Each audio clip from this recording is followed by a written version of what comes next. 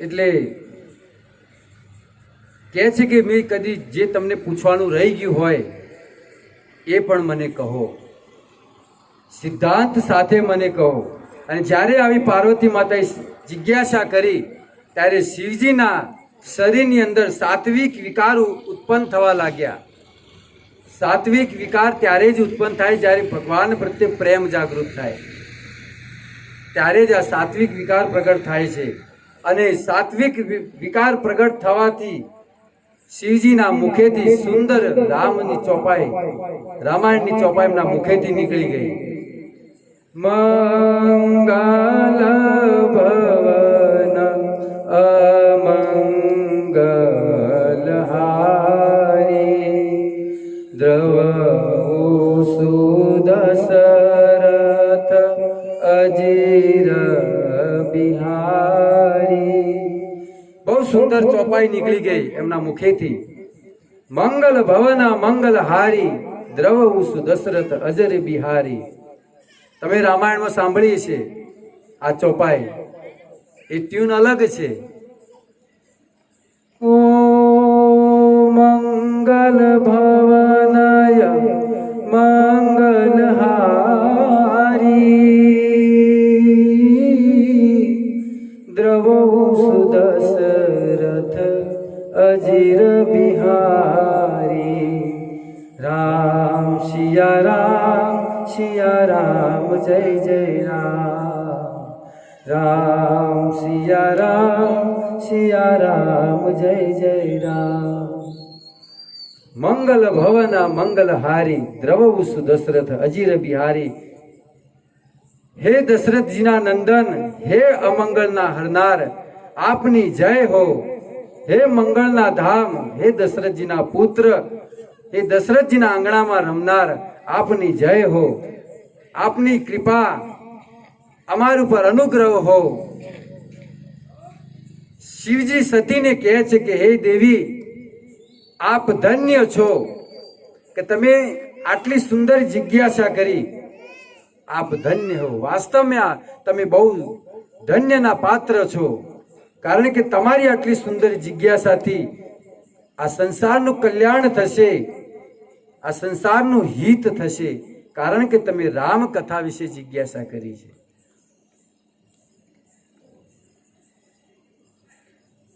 ધન્ય ધન્ય गिरिराज कुमारी, तुम समान नहीं कोई उपकारी.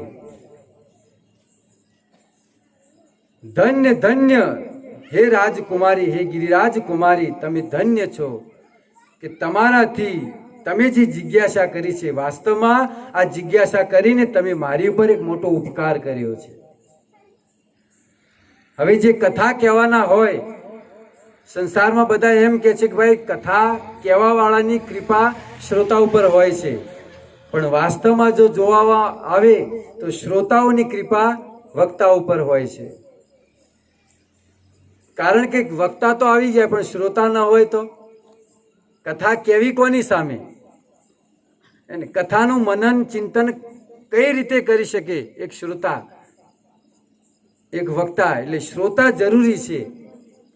એટલે વક્તાની કાંઈ કૃપા હોતી નથી, વાસ્તવમાં કૃપા શ્રોતાઓની હોય છે, જે કથા કહેવા વાળો હોય એની ઉપર. એટલા માટે શિવજી કહે છે કે હે દેવી, વાસ્તવમાં તમારી બહુ કૃપા રહી મારી ઉપર કે તમે આટલી સુંદર જિજ્ઞાસા કરી.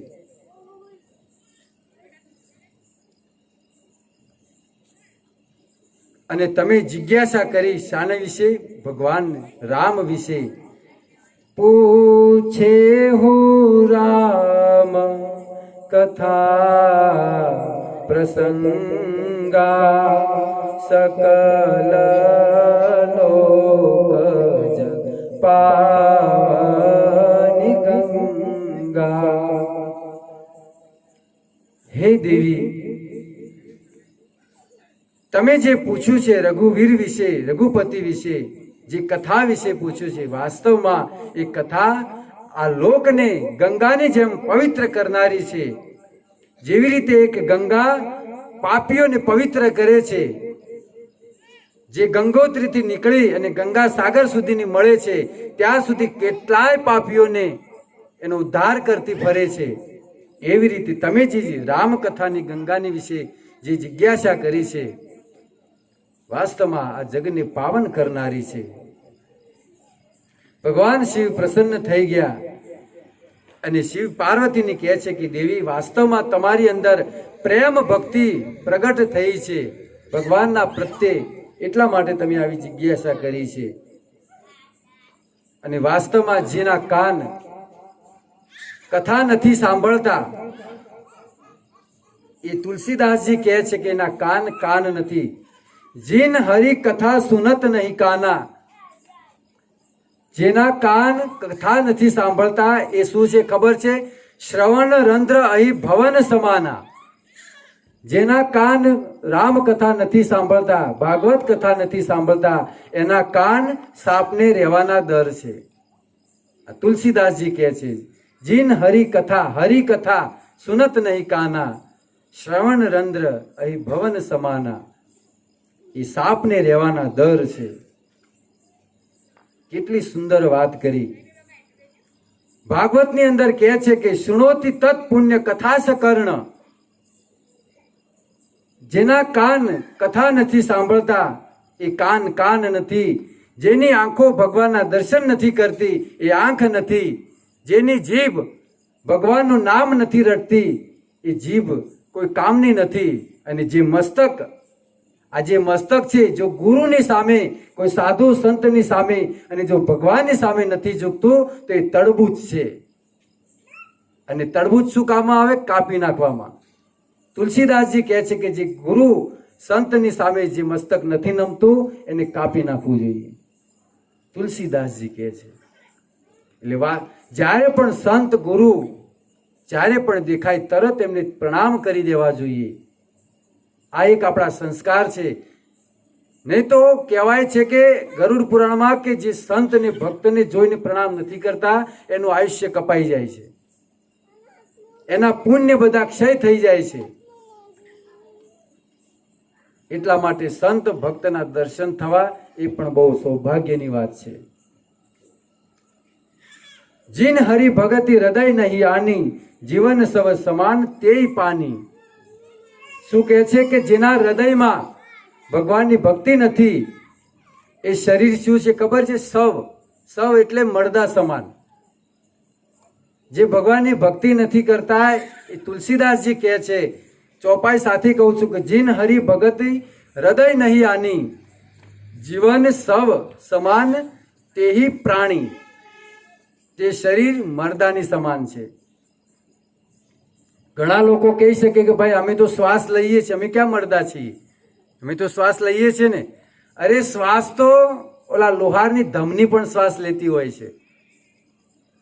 લોહાર ઓલું શ્વાસ ચડાવે ને એ પણ શ્વાસ લેતી જ હોય છે ને, પણ એનો કોઈ અર્થ નથી. એટલે જે ભક્તિ નથી કરતા એ માત્ર શવ છે. તુલસીદાસજી કહે છે. એટલા માટે શિવજી કહે છે કે હે દેવી, તમારી જિજ્ઞાસાથી આ સંસાર પવિત્ર થશે. તમે જિજ્ઞાસા તો કરી પણ તમારી એક વાત મને ન ગમી. શિવજીએ પાર્વતીજીને કીધું કે તમારી એક વાત મને ન ગમી. કઈ વાત? કે તમે રામને બ્રહ્મ કેમ કીધા? રામને તમે બ્રહ્મ કેમ કીધા? રામ તો સત ચિત અને આનંદના ઘન સ્વરૂપ છે, સચ્ચિદાનંદમય છે.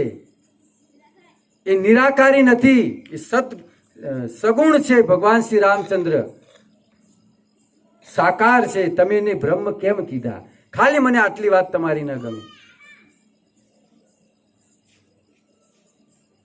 શિવજી કહે છે પાર્વતીને કે ભગવાન સાકાર રૂપમાં છે, સચ્ચિદાનંદ વિગ્રહ. બ્રહ્માજી કહે છે કે ઈશ્વર પરમ કૃષ્ણ, ઈશ્વર પરમ કૃષ્ણ સચ્ચિદાનંદ વિગ્રહ અનાદિ આદિર ગોવિંદ સર્વ કારણમ કારણમ વદંતી તત્વ વિદસ્તત્વમ યજ્ઞાનમ અદ્વયમ બ્રહ્મેતિ પરમાત્મેતિ ભગવાનિતિ શબ્દતે એતે ચાંસ કલા પુંસ કૃષ્ણસ્તુ ભગવાન સ્વયં. હે દેવી, રામ ભગવાન છે, રામ સર્વવ્યાપી છે, પણ એ સાકાર છે. પોતાના નિત્ય ધામ સાકેત ધામની અંદર ત્યાં રહે છે. એટલે આટલી વાત મને ન ગમી. પાર્વતીજી પૂછે છે ભગવાન શિવને કે મને એક વાતનો જવાબ આપો કે ભગવાન પૃથ્વી ઉપર કેમ આવે છે? તો મનુષ્યનો અવતાર લઈને ભગવાન આ પૃથ્વી પર કેમ આવે છે? મને એના કારણ બતાવો. શિવજી કહે છે બહુ સુંદર કે જબ જબ હોય ધર્મ કે હાનિ, બાઢહી અસુર અધમ અભિમાની. જ્યારે જ્યારે ધર્મ ઉપર હાનિ આવે છે અને પાખંડ વધે છે, અધર્મીઓનું સામ્રાજ્ય વધે છે, ત્યારે ભગવાન અહીંયા મનુષ્યનો અવતાર લઈને આવે છે.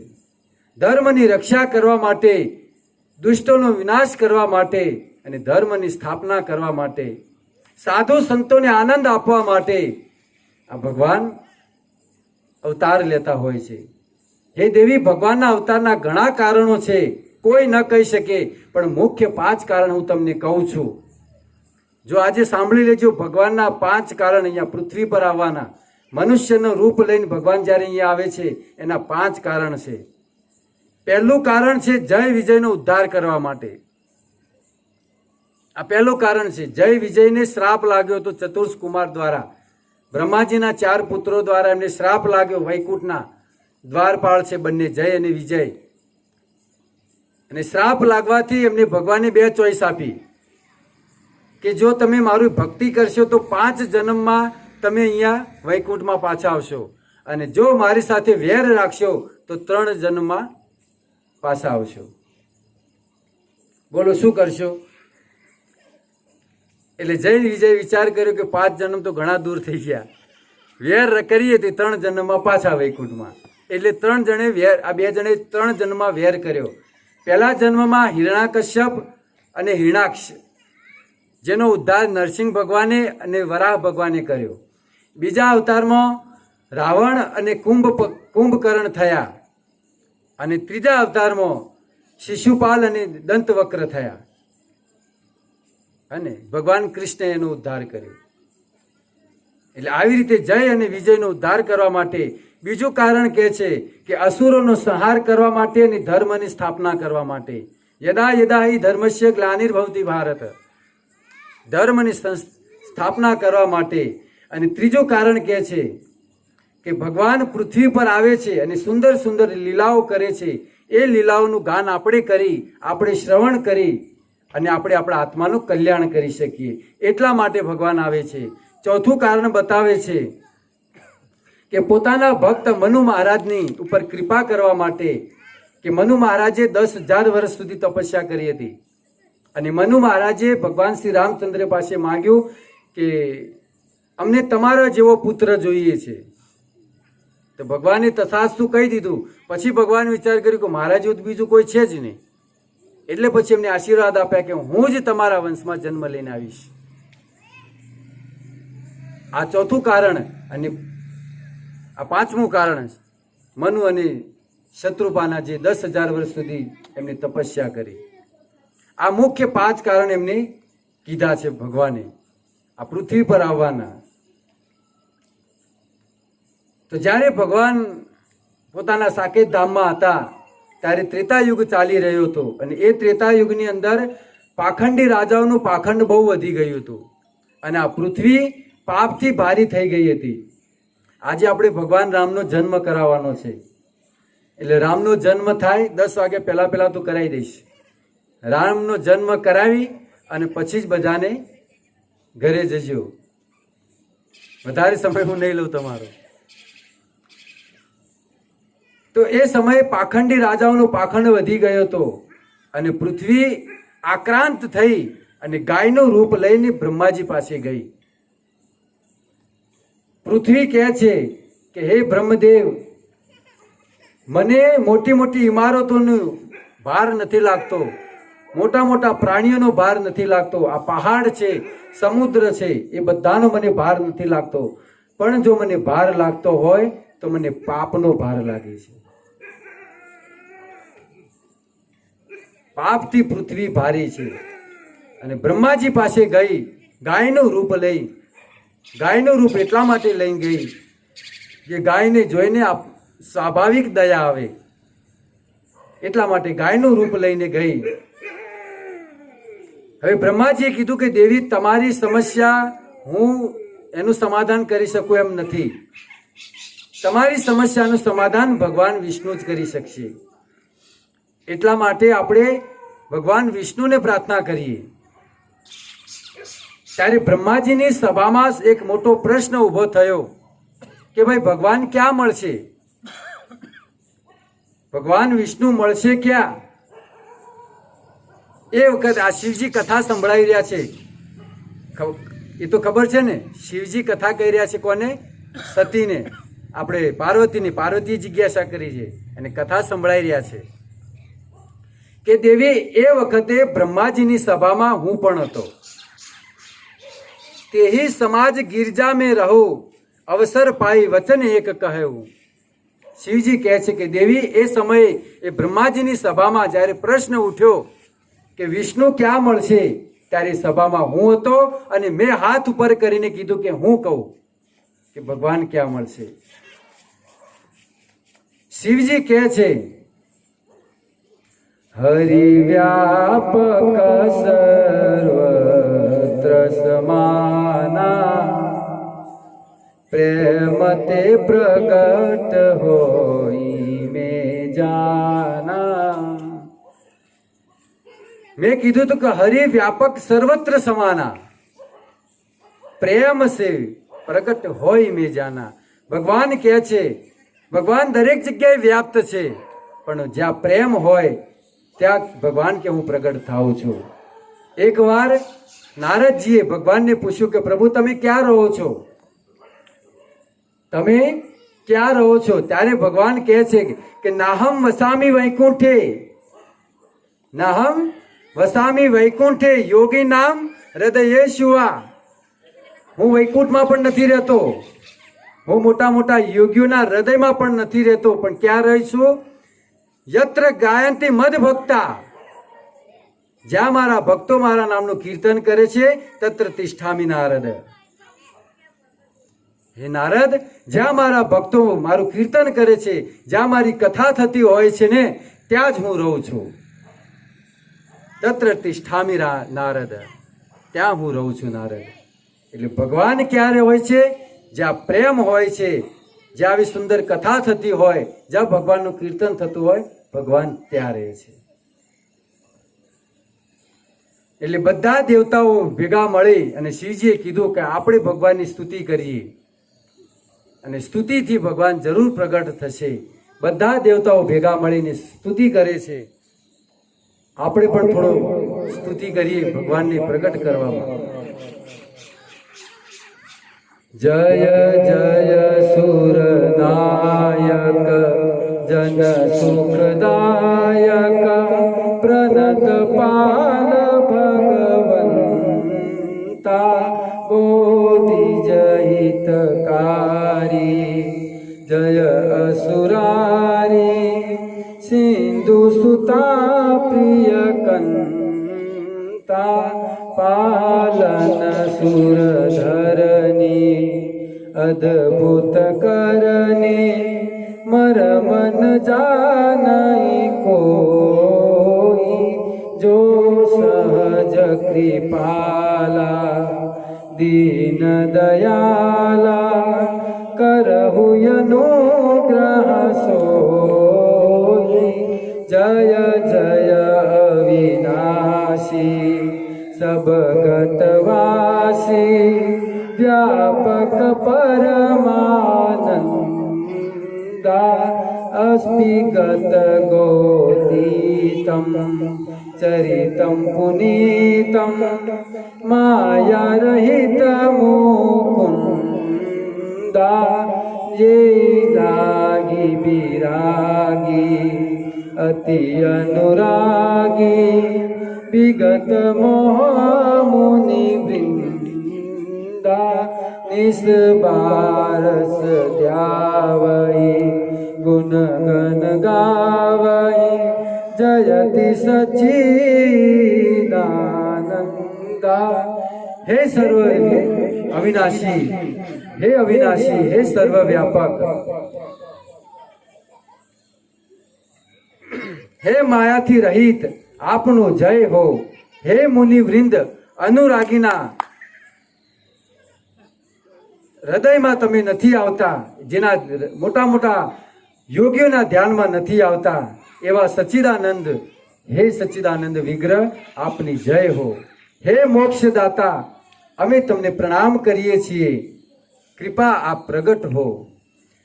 જો ભવ ભય હાવન મુનિ મન રંજન ગંજન વિપિત બરોધા મન બચક્રમ બાની છાડી સયાની શરણ સકલ સુર જોથા જેહી દીન પિયારે વેદ પુકારે દ્રવહુ સુશ્રી ભગવાના ભવ બારિધિ મંદર સબ વિધિ સુંદર ગુણ મંદિર સુખ પૂજા. બહુ સુંદર દેવતાઓ સ્તુતિ કરી ભગવાનની. હે જન્મ મૃત્યુના ભયને નાશ કરનારા, હે મુનિઓને મનને આનંદ આપનારા, અમે બધા દેવતાઓ મન વચન અને કપટ છોડી, ચતુરાઈ છોડી અને તમને પ્રણામ કરીએ છીએ, તમારી સ્તુતિ કરીએ છીએ. કૃપા કરીને અમારી સ્તુતિને સાંભળો અને અમારી ઉપર કૃપા કરો. ભગવાન પ્રગટ થાય છે. આકાશવાણીના રૂપમાં ભગવાન કહે છે કે હે દેવતાઓ, તમે ચિંતા ન કરો, તમે ચિંતા છોડી દો અને હું જન્મ લઈશ, હું અવતાર લઈશ. ક્યાં અવતાર લઈશ? જનિડર મુનિ, જનિડર પદુ મુનિ સિદ્ધ સુરેશા તુમ્હી લાગી ધરયું નર બેસા. હું જલ્દીથી જલ્દી પ્રગટ થઈશ અને દશરથજીના ઘરે હું જન્મ લઈ અને તમારા બધા દુઃખોને દૂર કરીશ. હવે તમે બધા પોતપોતાને સ્થાને જાઓ. બ્રહ્માજીએ બધા દેવતાઓને કીધું કે હવે ભગવાન પ્રગટ થવાના છે, એટલે આપણે હવે ભગવાનની સેવામાં, ભગવાનની સહાય કરવામાં, જેને જે ઈચ્છા, જેને જે સ્વરૂપ લેવું હોય એ આપણે રૂપ લઈ પૃથ્વી પર હાજર થઈ જઈએ. બધા દેવતાઓ પોતપોતાના અનુસાર ભગવાનની લીલામાં સહાય કરવા માટે બધા દેવતાઓ ત્યાં હાજર થઈ ગયા ભગવાનની લીલામાં. હવે આ બાજુ દેવતાઓ બધા પૃથ્વી પર પ્રગટ થયા છે. હવે અવધપુરીની અંદર દશરથજી, તુલસીદાસજી કેમેરાને અવધપુરીમાં લઈ જાય છે કે ત્યાં શું ચાલી રહ્યું છે. તો દશરથજી ચિંતિત છે કે ચાર પત્નીઓ છે અમને, પણ એકે પુત્ર નથી. દુઃખ છે અમને. એક ચક્રવર્તી સમ્રાટ રાજા દશરથ, સુખ સંપત્તિ ઘણું જ છે પણ પુત્ર નથી. ઘણું બધું હોય પણ એ કહે છે ને કે શેર માટીની ખોટ હોય છે. તે બધું જ હતું પણ સંતાન નહોતું. હવે દશરથજીને વિચાર આવ્યો કે હવે શું કરવું.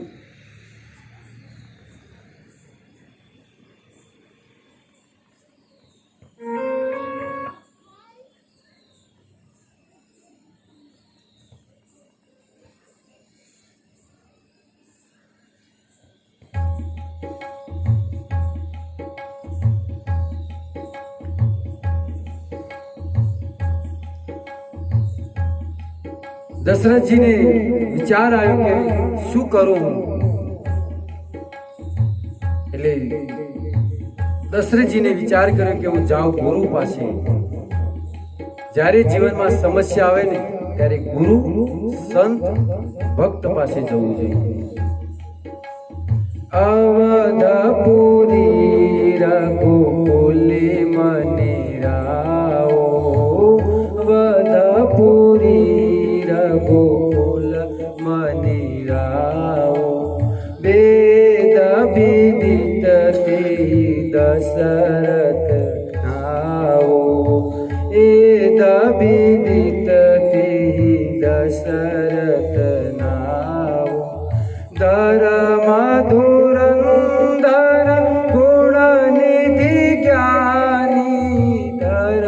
મધુરંધર ગુણનિધિ જ્ઞાની હૃદય ભગતિ મતિ સારંગ પાની હૃદય ભગતિ મતિ સારંગ પાની। અવધપુરીની અંદર રાજા દશરથ રાજ કરી રહ્યા છે। ભક્તો, અવધનો અર્થ થાય જ્યાં કોઈ પણ પ્રકારનો વધ ન થતો હોય એને અવધ કહેવાય। જ્યાં કોઈ પણ પ્રકારની હિંસા ન થતી હોય, ગુણોના ભંડાર છે દશરથજી, વેદોના જ્ઞાતા છે। દશરથનો અર્થ થાય જેનો રથ દશે દિશાઓમાં દોડતો હોય એને દશરથ કહેવાય। અને હકીકતમાં દશરથજીનો રથ દશે દિશામાં દોડતો હતો।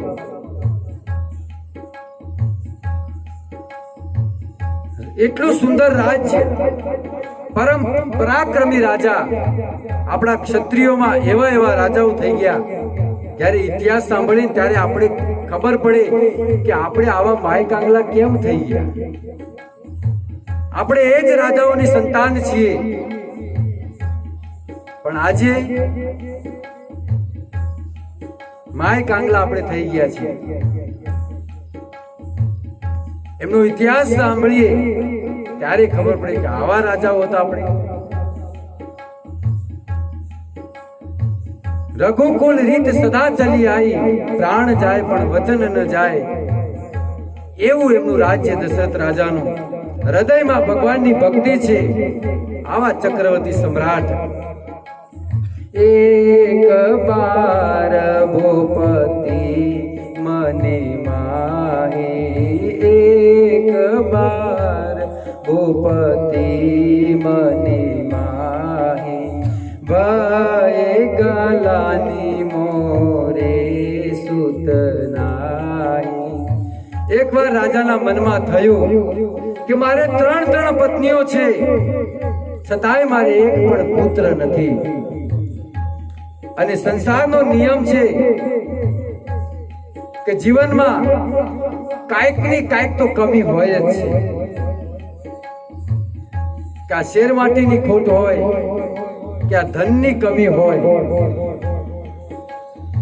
એક કવિએ બહુ સુંદર કીધું છે કે જેને ભૂખ છે એની પાસે ખાવા માટે કાંઈ નથી, જેને ભૂખ છે એની પાસે ખાવા માટે કાંઈ નથી, અને જેને ભૂખ નથી એને કોઠાર ભર્યા છે। ખાવા વાળું ઘણું એ ખાવાનું પડ્યું હોય, પણ ડોક્ટરે ના પાડી હોય કે જોજો ડાયાબિટીસ છે, મીઠી વસ્તુ સામે તો જોતાય નહીં, એ તો વધી જશે। શું કરવાનું આટલું બધું ધન? લગ્નમાં ગયા હોય, ડાયાબિટીસ હોય, મીઠાઈ પડી હોય થાળમાં, જીવ તો રહે નહીં। એટલે પીરેસવા વાળા કે ભાઈ અડધું મુખ ને કાંઈ નહીં થાય, અને અડધામ શું થઈ જાય? એટલે ઘણું બધું છે, પણ ખાવા ભૂખ નથી, અને જેને ભૂખ છે એને બિચારાને ખાવા નથી। તો દશરથજી વિચારે છે કે શું હું પિતા નહીં બની શકું? શું મારે સંતાનની પ્રાપ્તિ નહીં થાય? ત્યારે ગુરુની પાસે ગયા, પોતાના મંત્રી પાસે ન ગયા, પોતાના માતા પિતા પાસે ન ગયા, પણ ક્યાં ગયા? ગુરુ ગૃહ ગયે તુરંત મહીપાલા, ગુરુ ગૃહ ગયે તુરંત મહીપાલા, ચરણ લાગી કરી વિનય વિશાલા, ચરણ લાગી કરી વિનય વિશાલા। ગુરુ ગૃહ ગયે તુરંત મહીપાલા। મહીપાલાનો અર્થ થાય, મહી એટલે પૃથ્વી, અને પાલા એટલે પાલન કરનાર, આખી પૃથ્વીનો પાલન કરનાર। આજે રાજા દશરથ ગુરુની પાસે ગયા છે। શા માટે? પુત્રની પ્રાપ્તિ માટે। ગુરુજીના ચરણમાં પડી ગયા ગુરુજીને કીધું કે હે ગુરુદેવ, મારે 4 પત્નીઓ છે, મારે સંતાન નથી. શું સંતાનની પ્રાપ્તિ મારે નહીં થાય? શું ક્યારે જીવનમાં પિતા નહીં બની શકું?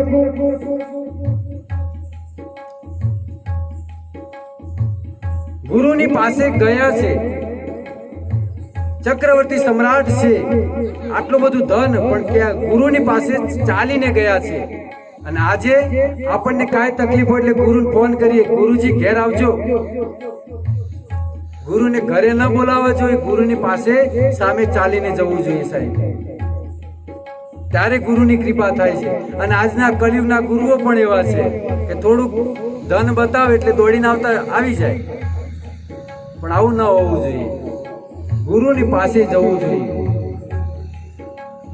નિજ દુઃખ સુખ ગુરુ હિ સુનાઈ, નિજ દુઃખ સુખ ગુરુ હિ સુનાઈ, કઈ બષ્ટિષ્ટ બહુ વિધિ સમજાઈ.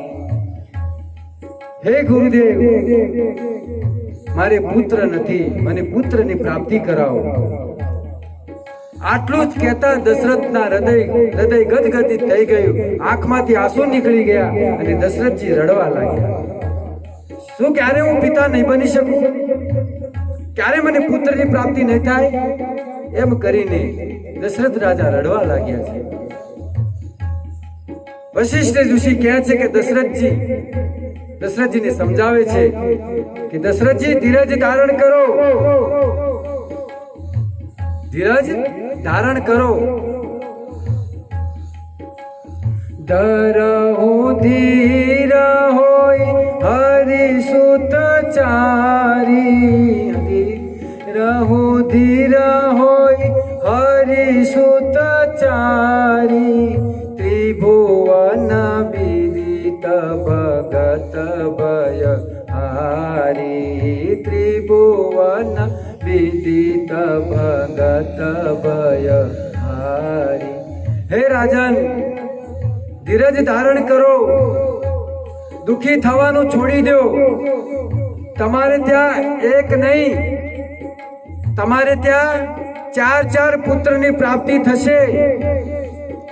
ગુરુજી દશરથજીને સાંત્વના આપતા કહે છે કે તમે ધીરજ ધારણ કરો, ચિંતા છોડી દો, અને એક પુત્ર નહીં 4 પુત્રની પ્રાપ્તિ થશે.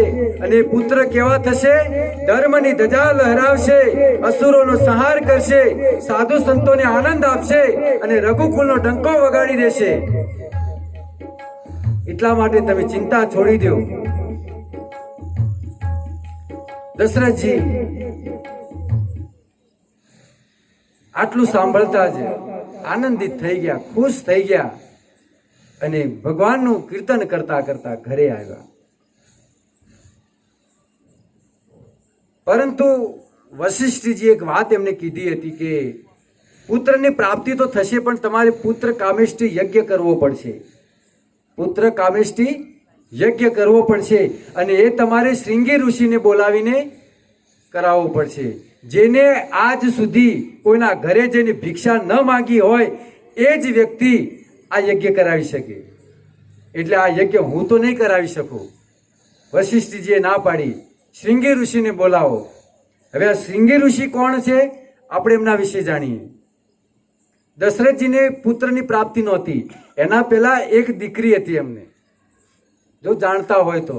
એનું નામ હતું શાંતા. અને આ શાંતાના લગ્ન આ શ્રીંગી ઋષિ સાથે કરાવ્યા હતા. અને એ જ શ્રીંગી ઋષિ આજે સસરાને પુત્ર આપવા માટે યજ્ઞ કરવા માટે આવ્યા છે. જમાઈ સસરાને પુત્રની પ્રાપ્તિ કરાવવા માટે આવ્યા છે. શ્રીંગી ઋષિ આવીને યજ્ઞ કર્યો અને યજ્ઞ કરી અને યજ્ઞ દેવ એક ચરુ લઈને પ્રગટ થયા અને એ ચરુ દશરથજીના હાથમાં આપ્યો શ્રીંગી ઋષિએ. અને દશરથજીને કીધું કે તમારી 4 પત્નીઓને ભાગ પડતા વિતરણ કરી દો. એટલે અડધો ભાગ કૌશલ્યાને આપ્યો અને જે અડધો વધ્યો હતો એમાં 2 ભાગ કરી અને એનો અડધો કઈ કઈને આપ્યો અને છેલ્લે જે ભાગ વધ્યો હતો ત્રીજો ભાગ એના 2 ભાગ કરીને સુમિત્રાજીને આપી દીધા. એટલે સુમિત્રાજીને 2 સંતાન અને કઈ કઈને ભરત અને કૌશલ્યાને રામ. હવે ચરુ 3 માતાઓએ ગ્રહણ કર્યો છે. ધીરે ધીરે દિવસો વીતી રહ્યા છે અને 4 બાળકો ગર્ભમાં પધાર્યા છે. ભગવાન શ્રી રામચંદ્રજી, લક્ષ્મણજી, ભરતજી, શત્રુઘ્નજી 4 ગર્ભમાં પધાર્યા છે. હવે ધીરે ધીરે સમય વીતી રહ્યો છે. માતાઓ પોતાના ગર્ભની અંદર સંતાનનો અનુભવ કરી રહ્યા છે. તુલસીદાસજી લખે છે,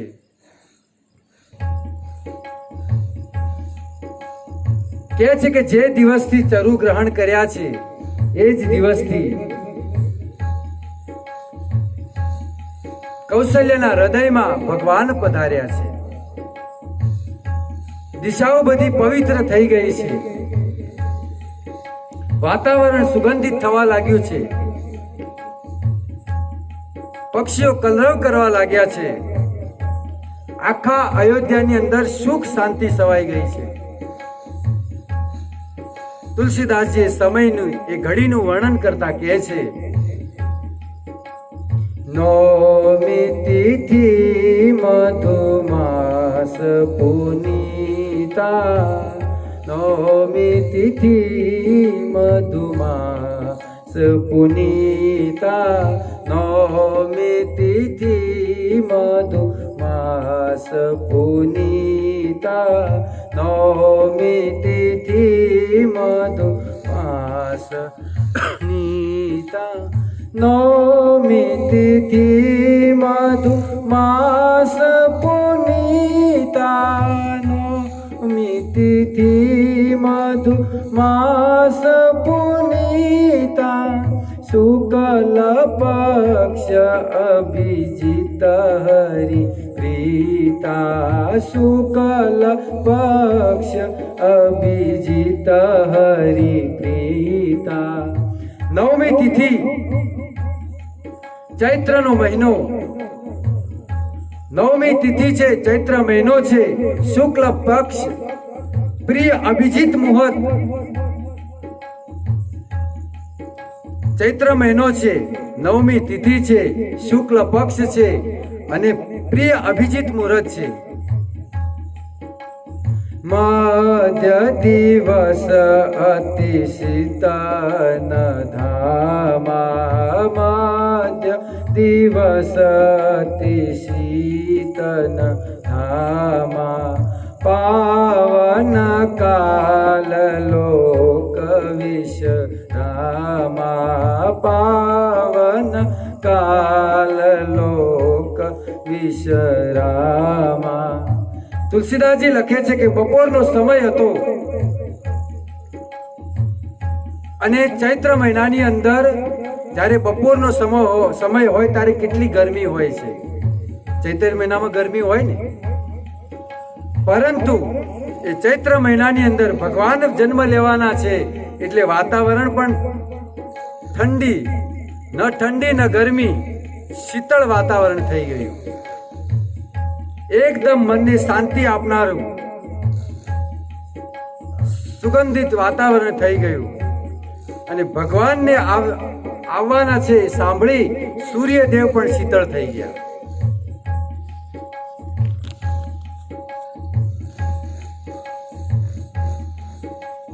શીતલ મંદ સુરભિ બહબાહો, શીતલ મંદ સુરભિ બહબાહો, હરિષિજુર સંતન મની ચાહો, હરષિત સુર સંતન ચાહો. શીતળ મંદ અને સુગંધિત હવા વહેવા લાગી છે. દેવતાઓ આનંદિત થઈ ગયા છે અને સંતોના મનની અંદર ઉત્સાહ થવા લાગ્યો છે. बन कुसुमती गिरी गन मनी सारा वही सकल सरिता धारा। जे रावण जेवा पापीओ हता जेना कारणे आ पृथ्वी भारे थई गई थी, अनाज आपती बंद थई गई थी। જ્યારે રાવણનું સામ્રાજ્ય વધ્યું, પાપ વધ્યું, ત્યારે પૃથ્વી અનાજ આપતી બંધ થઈ ગઈ। એ અનાજ ફરીથી શરૂ થઈ ગયું। પૃથ્વી અનાજ આપવા લાગી, નદીઓના પાણી વહેવા લાગ્યા, પર્વતો અને ફળ ફળાદી જે આપતા બંધ થઈ ગયા હતા વૃક્ષો, એ બધા વૃક્ષોમાં ફળ ફૂલ લાગી ગયા। ચારે બાજુ આનંદ છવાઈ ગયો છે।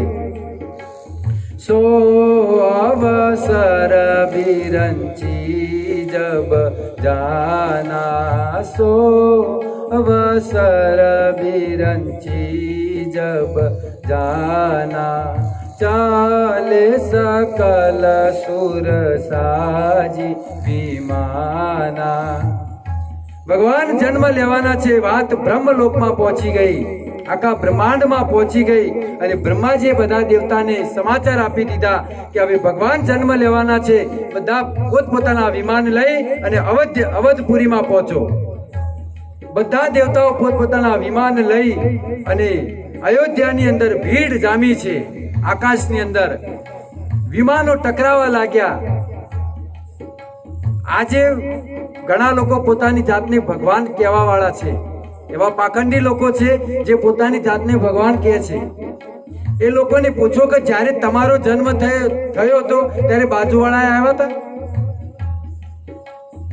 हे पोतानी जातने तमे भगवान मानो छो, पोताना तमे फोटा पूजवराવો છો, तो तमे શું ज्यारे तमारो जन्म थयो त्यारे बाजुवाळा आव्या हता?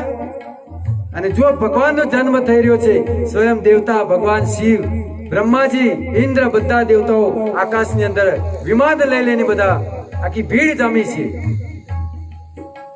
આજે કહેવા વાળા ભગવાન પોતાની જાતને ભગવાન માને છે, અને આપણે પણ મૂર્ખ છીએ કે લોકોને ભગવાન બનાવી દીધા। ભગવાને કૃષ્ણે ટકલી આંગળીમાં નખ ઉપર 7 દિવસ અને 7 રાત ગોવર્ધન ધારણ કર્યો। આજના ભગવાનને ઘઉંની બોરી માથા ઉપર ઉપડાવો ને કલાકે ઉભો રહે, ખબર પડે। એક મોટો પથ્થર માથે મૂકો, બધું જ ભગવાનથી બધી બહાર નીકળી જાય અને નાહે ત્યાંથી। 4 દિવસના હતા ત્યારે પૂતનાનો વધ કર્યો। આને ભગવાન કહેવાય। આ તો ચાલવાના ઠેકાણા નથી, લકડીના ટેકા ચાલે છે, ગળફા ગાઢે છે, ભગવાન થઈને બેઠા છે। આ લોકોને આગળ આપણે જ લાયા છે। વાસ્તવમાં શાસ્ત્રનું અધ્યયન કરવું જોઈએ। ભગવાન કોણ છે, આપણા આરાધ્ય દેવ કોણ છે? રામ છે આપણા આરાધ્ય દેવ, કૃષ્ણ છે। પણ આપણે લોકોએ આપણને મૂર્ખ બનાવ્યા, આપણે શાસ્ત્રનું અધ્યયન કરતા નથી, એટલે આપણે મૂર્ખ બની જઈએ છીએ। અને જો નહીં સમજીએ, નહીં સુધરીએ ને, જ્યાર સુધી ગીતાનું અધ્યયન નહીં કરીએ ત્યાં સુધી આ પાખંડી લોકો આપણને મૂર્ખ બનાવતા રહેશે। કારણ કે જેને છેતરાવું હોય ને એને છેતરવા વાળા બજારમાં ઘણા બેઠા છે। જો આપણે છેતરાવું જ હોય તો છેતરવા વાળા ઘણા છે, હે ને? આપણે છેતરાવું હોય તો છેતરી જાય ઘણા આપણને। વાઘરી છેતરી જાય છે ને, 3 સફરજન હારા નાખે ને ખરાબ નાખે, નથી છેતરી દેતો? જો આપણે ધ્યાન ન રાખીએ તો આ લોકો આપણને છેતરે છે। અને જ્યારે ભગવાન શ્રી રામચંદ્રજી જન્મ લેવાના છે ત્યારે જુઓ બધા દેવતાઓ ત્યાં હાજર છે। હવે ભગવાન શ્રી રામચંદ્રજીનો જન્મ થઈ રહ્યો છે, બધાએ બંને હાથ તાળી પાડીને ભગવાનનો જન્મ કરાવવાનો છે। નહીં તો અહીંયા 12 વાગ્યા સુધી હું ચાલુ રાખીશ, ભલે તમે હોય કે ન હોય। હું મારું મહાદેવ 2 જણા કથા કરશું, તો બંને હાથ તાળી પાડી અને ભગવાનનો આપણે સુંદર જન્મ કરાવી અને કથાને વિરામ આપીએ। રાજા રામ રામ રામ સીતા રામ રામ રામ, રાજા રામ રામ રામ સીતા રામ રામ રામ, રાજા રામ રામ રામ સીતા રામ રામ રામ, ચાલુ રાખવું પડશે કીર્તન.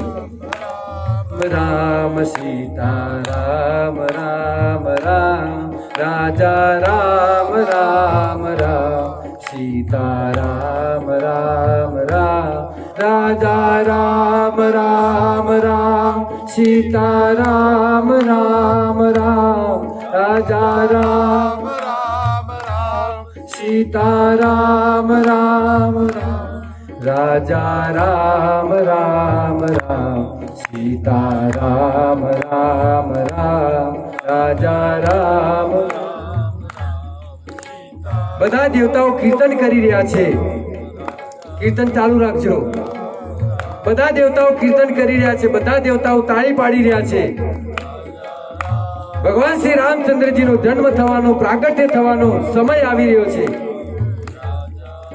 કહે છે કે જેવી રીતે પહાડોમાંથી સૂર્ય પ્રગટ થાય, જેવી રીતે એક સિંહના ગર્ભેથી સિંહ જન્મ લે, ચૈત્ર માસ નવમી તિથિ અભિજીત મુહૂર્ત બુધવારના ઠીક બપોરે 12 વાગે જેવી રીતે ઠીક પહાડોમાંથી સૂર્ય પ્રગટ થાય, જેમ સિંહના ગર્ભથી સિંહ જન્મ લે, એવી રીતે કૌશલ્યના ગર્ભથી ભગવાન શ્રી રામચંદ્રજીએ જન્મ લીધો.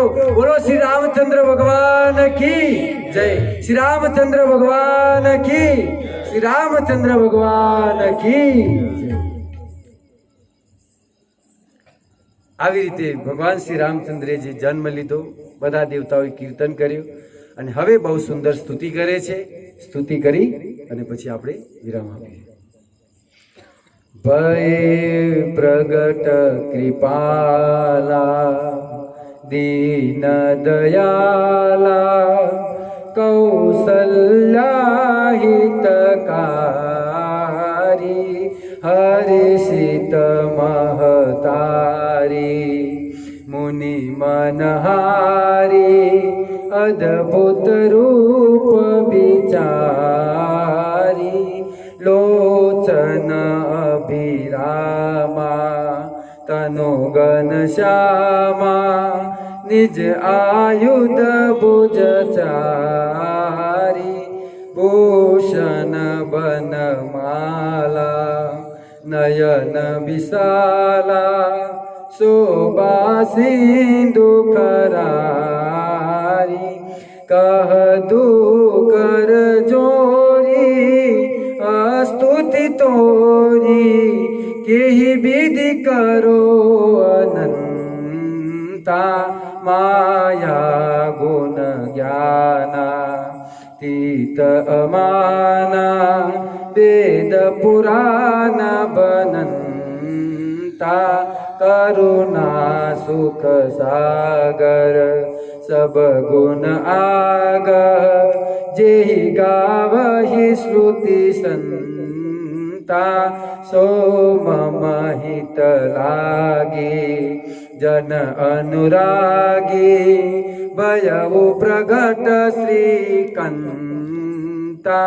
બ્રહ્માંડ નિકાયા નિરમિત માયા રોમ રોમ પ્રતિવેદ કહે મમ ઉરસો બાસી यह उपहासी सुनत धीर मति तीर न रहे उपजा जब ज्ञाना प्रभु मुस्काना चरित बहुत विधि की न चहे कही कथा सुनाई मातु बुझाई जे प्रकार सुत प्रेम लहे माता पुनि बोली सोमति डोली तजहु ताल यह रूपा कीजे